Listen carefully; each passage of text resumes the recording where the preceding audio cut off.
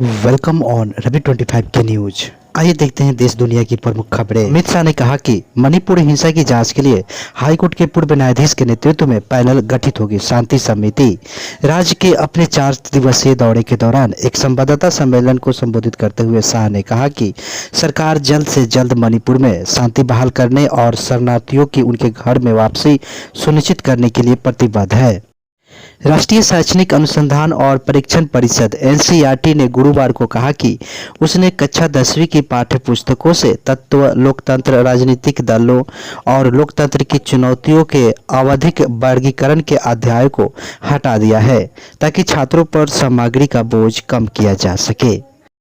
दिल्ली के मुख्यमंत्री अरविंद केजरीवाल ने गुरुवार को अपने तमिलनाडु के समकक्ष एम.के. स्टालिन से मुलाकात की। भारत सरकार के विवादास्पद अध्यादेश के खिलाफ अपने अभियान में समर्थन मांगा, जिसका उद्देश्य देश की राजधानी में प्रशासनिक सेवाओं पर नियंत्रित करना है। केजरीवाल ने कहा कि अगर निर्वाचित सरकार का नौकरशाहों पर नियंत्रण नहीं है तो निर्वाचित सरकार होने का कोई मतलब नहीं है। इतिहास में पहली बार उन्होंने सुप्रीम कोर्ट के आदेश को रद्द कर दिया। यह असंवैधानिक और अलोकतांत्रिक है। बैठक में पंजाब के मुख्यमंत्री भागवत मान भी शामिल हुए थे। 1 जून को चामराजनगर शहर के बाहरी इलाके में भारतीय वायुसेना का एक ट्रेनर विमान किरण दुर्घटनाग्रस्त हो गया। हालांकि दुर्घटना से पहले दोनों पायलट सुरक्षित बाहर निकल गए। यह घटना चामराजनगर शहर से लगभग 10 किलोमीटर दूर भोगपुरा में हुई और स्थानीय पुलिस द्वारा तेजपाल और भूमिका के रूप में पहचाने गए पायलटों के इलाज के लिए बेंगलुरु ले जाया गया। रक्षा कर्मियों का हवाला देते हुए स्थानीय पुलिस ने कहा कि वे खतरे से बाहर हैं। दुर्घटना की कारणों की जांच भारतीय वायुसेना द्वारा की जा रही है, जिसने ट्वीट किया कि पायलट नियमित परीक्षण पर थे और दुर्घटना के कारणों का पता लगाने के लिए कोर्ट ऑफ इंक्वायरी की आदेश दिया गया है।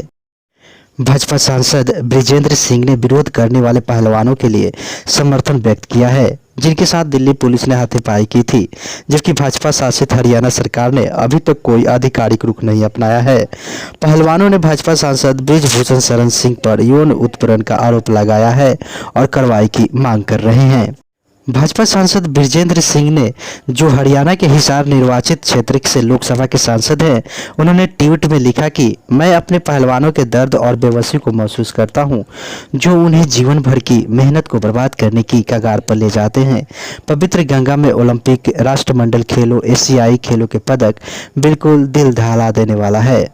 कांग्रेस नेता राहुल गांधी ने कहा कि जब उन्होंने राजनीति में प्रवेश किया तो उन्होंने नहीं सोचा था कि लोकसभा से उनकी अयोग्यता संभव है, लेकिन इस बात पर जोर दिया कि इसने उन्हें लोगों की सेवा करने का बड़ा अवसर दिया है। कांग्रेस पार्टी के नेता राहुल गांधी ने बुधवार को कैलिफोर्निया विश्वविद्यालय सांता क्रूज में कार्यकर्ताओं, शिक्षाविदों और नागरिक समाज के साथ बातचीत की।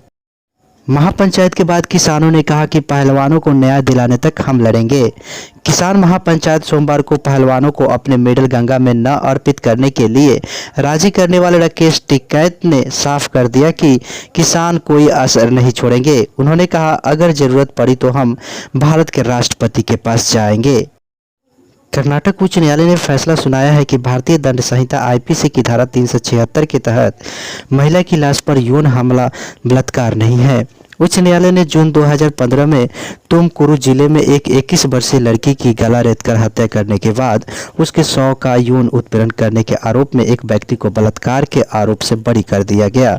न्यायमूर्ति की बीरप्पा और न्यायमूर्ति वेंकटेश नाइक की उच्च न्यायालय खंडपीठ ने कहा कि एक मृत शरीर के साथ यौन उत्पीड़न, परपीड़न और नेक्रोफिलिया के समान है, लेकिन यह धारा 375 और 377 के दायरे में नहीं आता है। यह कहते हुए कि धारा 376 के तहत कोई अपराध नहीं है। आईपीसी की धारा 375 और 377 को ध्यान से पढ़ने से यह स्पष्ट होता है कि एक मृत शरीर को इंसान या व्यक्ति नहीं कहा जा सकता है, इसलिए धारा 375 या 377 के प्रावधान नहीं लागू होंगे, उच्च न्यायालय के खंडपीठ ने कहा।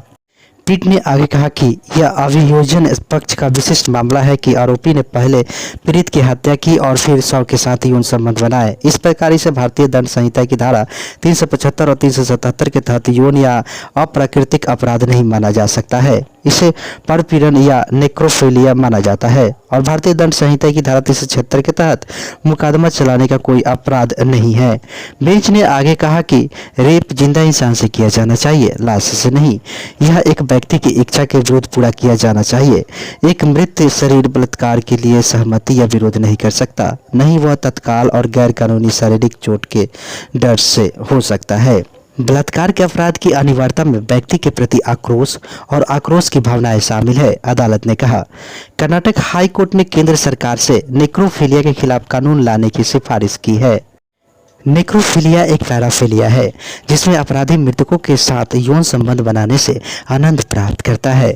नेक्रोफिलिया एक साइकोसेक्सुअल डिसऑर्डर है जिसे DSM-4 diagnostic and statistical manual of mental disorder द्वारा पैराफिलिया के रूप में वर्गीकृत किया गया है, जिसमें पीडोफिलिया, प्रदर्शनीवाद और यौन शौकीन शामिल है। अपीलकर्ता को उसके घर से खून से सने हथियार और कपड़े मिलने के साथ साथ आपत्तिजनक परिस्थितियों की व्याख्या करने में विफलता के आधार पर हत्या का दोषी पाया गया। ममता बनर्जी ने कहा कि पहलवानों को न्याय मिलने तक लड़ूंगी। पहलवानों का विरोध। दूसरे दिन कोलकाता की सड़कों पर उतरते हुए ममता बनर्जी ने पहलवानों के संघर्ष को जीवन, न्याय और स्वतंत्रता के लिए संघर्ष के रूप में वर्णित किया है। भाजपा सांसद मेनका गांधी ने गुरुवार को कहा कि उन्हें विश्वास है कि यौन उत्पीड़न के आरोपों को लेकर WFI के अध्यक्ष बृजभूषण शरण सिंह की गिरफ्तारी की मांग कर रहे प्रदर्शनकारी पहलवानों को न्याय मिलेगा। खाप महापंचायत में राकेश टिकैत ने कहा कि पहलवानों को न्याय दिलाने के लिए राष्ट्रपति द्रौपदी मुर्मू से मिलेगा एक प्रतिनिधिमंडल। 2024 के लोकसभा चुनाव से पहले गैर भाजपा दलों के बीच एकता बनाने के नए प्रयासों के बीच शिवसेना प्रमुख उद्धव ठाकरे को 12 जून को पटना में बिहार के मुख्यमंत्री नीतीश कुमार द्वारा बुलाई गई विपक्षी दलों की बैठक में भाग लेंगे। शिवसेना के सांसद संजय राउत ने कहा कि नीतीश कुमार की पहल पर सभी विपक्षी दल एक साथ आएंगे और उद्धव ठाकरे बैठक में शामिल होंगे और इसी बैठक में कांग्रेस भी शामिल होगी। मुंबई में लोअर परेल के डेसिसल ब्रिज के बाएं साइड को गुरुवार को यातायात के लिए खोल दिया गया है। पुल का पूरा काम जुलाई के मध्य तक पूरा होने की उम्मीद है। WKYC चैनल 3 के समाचार एंकर जिम डोनोवन एक बार फिर ल्यूकेमिया निदान का सामना कर रहे हैं। राजस्थान के CM अशोक गहलोत ने कहा कि हर महीने 100 यूनिट से ज़्यादा खपत करने वाले परिवारों को पहले 100 यूनिट बिजली मुक्त दी जाएगी। तीसरी भारत वियतनाम समुद्री सुरक्षा वार्ता आज दिल्ली में हुई। संवाद में समुद्री मामलों से संबंधित मंत्रालयों और सेवाओं से वरिष्ठ अधिकारियों ने भाग लिया। अमेरिकी कांग्रेस ने पास किया कर्ज की सीमा बढ़ाने वाला बिल। अब टल गया अमेरिका के दिवालिया होने के खतरा। 5 जून थी कर्ज सीमा बढ़ाने के लिए आखिरी तारीख। बिहार के सारण में महिला IPS अधिकारी ने होमगार्ड को लोहे की रॉड से पीटा। गार्ड का कहना है कि आवास गेट के बजाय सड़क पर ड्यूटी करने से इनकार कर दिया था, जिसके कारण महिला IPS अधिकारी ने उन्हें पीटा, लेकिन महिला अधिकारी का कहना है कि ये आरोप झूठी है। बिहार के रेल यात्रियों को झटका लगा। मुजफ्फरपुर और छपरा को जोड़ने वाली नई रेलगाड़ी परियोजना को रेलवे ने तत्काल ठंडे बस्ते में डाल दिया है।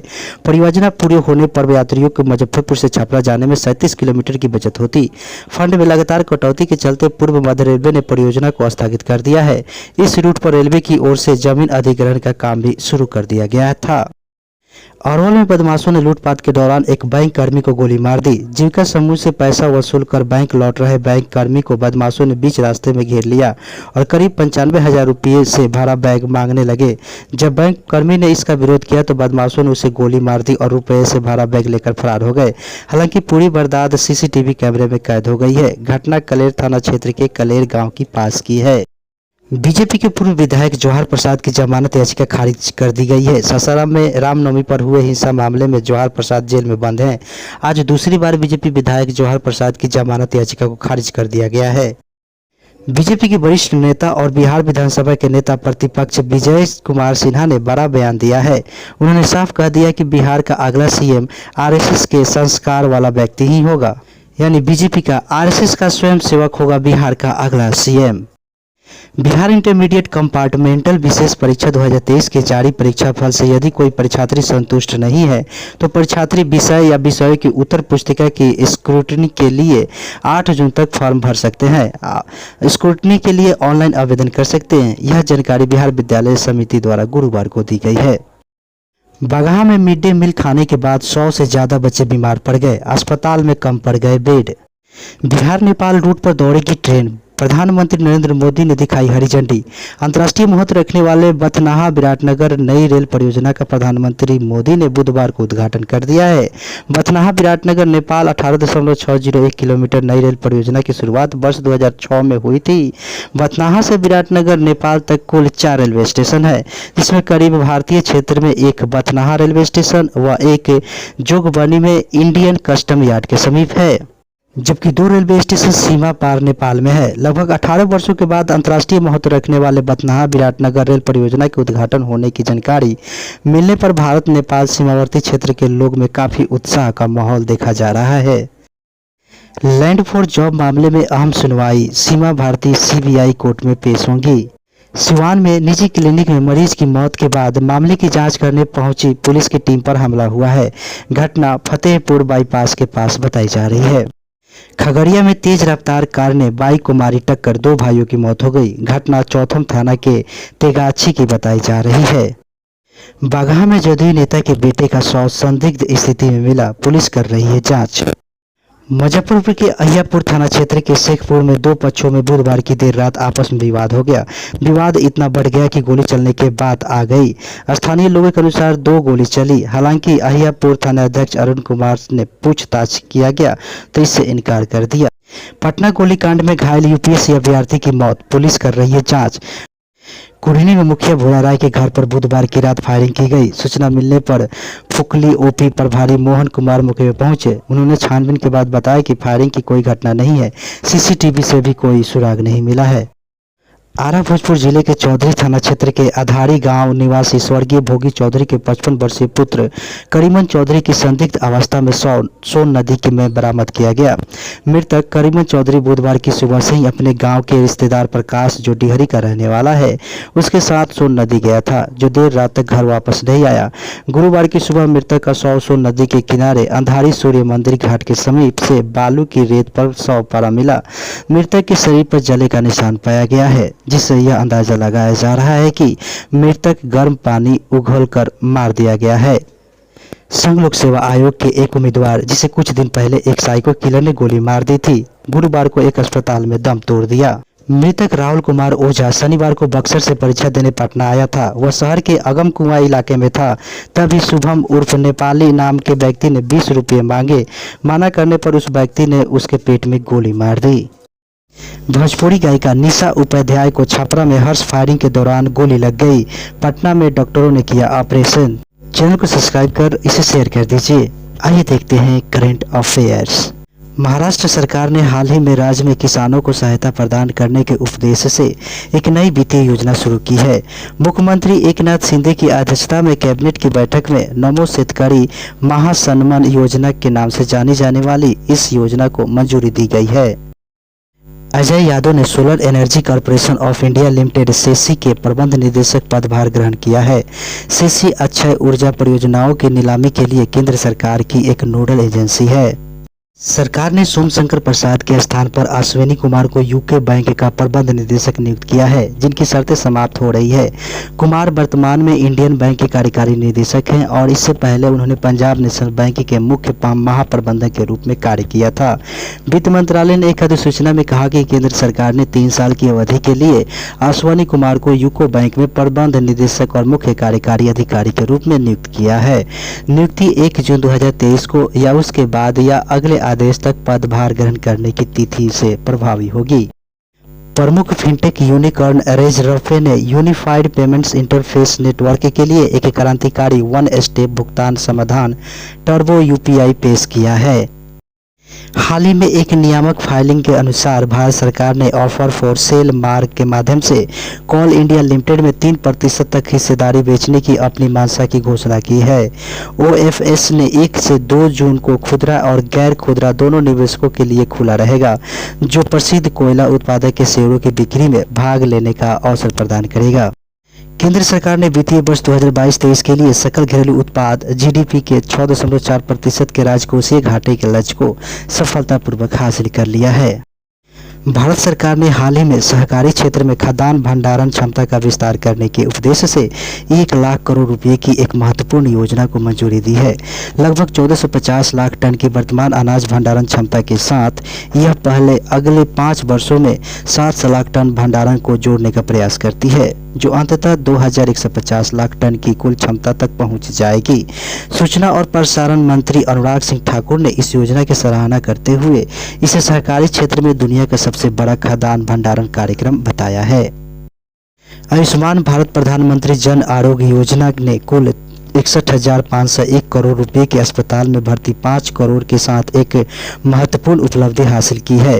स्वास्थ्य और परिवार कल्याण मंत्रालय ने कहा कि अब तक 23 करोड़ से अधिक लाभार्थियों का सत्यापन किया गया है और आयुष्मान कार्ड जारी किए गए हैं, जो उन्हें PMJEY सूचीबद्ध अस्पतालों के नेटवर्क पर मुफ्त इलाज प्राप्त करने के सक्षम बनाते हैं। इस नेटवर्क में देश भर में 12,824 निजी अस्पतालों सहित 28,351 अस्पताल शामिल है। भारत यूरोपीय संघ कनेक्टिविटी सम्मेलन विदेश मंत्रालय भारत में यूरोपीय संघ के प्रतिनिधि मंडल और एशियाई संगम द्वारा संयुक्त रूप से आयोजित 1 जून से 2 जून तक मेघालय में होने वाला है। सम्मेलन का उद्देश्य अवसरों का पता लगाना है और भारत के उत्तर पूर्वी राज्यों और नेपाल, भूटान और बांग्लादेश सहित इसके पड़ोसी देशों में कनेक्टिविटी निवेश को बढ़ाना है। इस आयोजन मई 2021 में भारत यूरोपीय संघ के नेताओं की बैठक के दौरान शुरू की गई। यह भारत यूरोपीय संघ कनेक्टिविटी साझेदारी का एक महत्वपूर्ण परिणाम है। ब्राजील, रूस, भारत, चीन और दक्षिण अफ्रीका के विदेश मंत्री स्थानीय मुद्रा व्यापार और रूस और यूक्रेन के बीच चल रहे संघर्ष के लिए शांति योजना सहित विभिन्न मुद्दों पर चर्चा करने के लिए 2 दिवसीय बैठक के लिए केप टाउन में एकत्रित हुए हैं। दक्षिण अफ्रीका द्वारा आयोजित इस बैठक से अगस्त में होने वाले 15वें ब्रिक्स शिखर सम्मेलन का मार्ग प्रशस्त होगा, जिसमें प्रधानमंत्री नरेंद्र मोदी, रूसी राष्ट्रपति व्लादिमीर पुतिन और चीनी राष्ट्रपति शी जिनपिंग सहित सदस्य देशों के नेताओं को एक साथ लाया जाएगा। माता पिता का वैश्विक दिवस एक विशेष उत्सव है जो माता पिता द्वारा अपने बच्चों के जीवन और समग्र रूप से समाज की भलाई में निभाई जाने वाली महत्वपूर्ण भूमिका को पहचानता है। प्रत्येक वर्ष 1 जून को मनाया जाने वाला यह दिन दुनिया भर में माता पिता के समर्पण और प्रेम और बलिदान का सम्मान करने और उनकी सराहना करने का अवसर प्रदान करता है। विश्व दुग्ध दिवस हर साल 1 जून को मनाया जाता है। दुनिया भर में दुग्ध की खपत और लाभ बढ़ावा देने के लिए संयुक्त राष्ट्र के खाद्य और कृषि संगठन द्वारा वर्ष 2001 में मनाया गया था। इस दिन का लक्ष्य हमें डेयरी उद्योग से संबंधित किसी भी संभावित पहल के बारे में जागरूकता बढ़ाने और समर्थन करने का अवसर प्रदान करना है। worldminkyday.org के अनुसार विश्व दुग्ध दिवस 2023 का विषय है यह दिखाना कि कैसे डेयरी अपने पर्यावरणीय पदचिह्न को कम कर रही है, साथ ही पौष्टिक खाद्य पदार्थों और आजीविका भी प्रदान कर रही है। खाद्य और कृषि संगठन का मुख्यालय रोम, इटली में है। इसकी स्थापना 16 अक्टूबर 1945 को हुई थी। इसके महानिदेशक हैं क्यू डोंग्यू। संस्कृत विद्वान वेद कुमारी घई का 91 वर्ष की आयु में निधन हो गया है। उनका जन्म 1931 में जम्मू शहर, जम्मू और कश्मीर में हुआ था। उन्होंने जम्मू विश्वविद्यालय से संस्कृत में MA और PhD की थी और उन्होंने बनारस हिंदू विश्वविद्यालय और ऑक्सफोर्ड विश्वविद्यालय में भी अध्ययन किया। घई एक विपुल विद्वान और संस्कृत साहित्य पर कई पुस्तकों के लेखक थे। उन्होंने government college for women parade Jammu में संस्कृत के प्रोफेसर के रूप में अपना करियर शुरू किया था।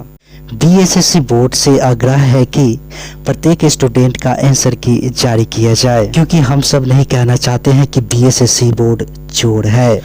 वीडियो देखने के लिए धन्यवाद। अपना कमेंट बॉक्स में दीजिए। Please subscribe and share this.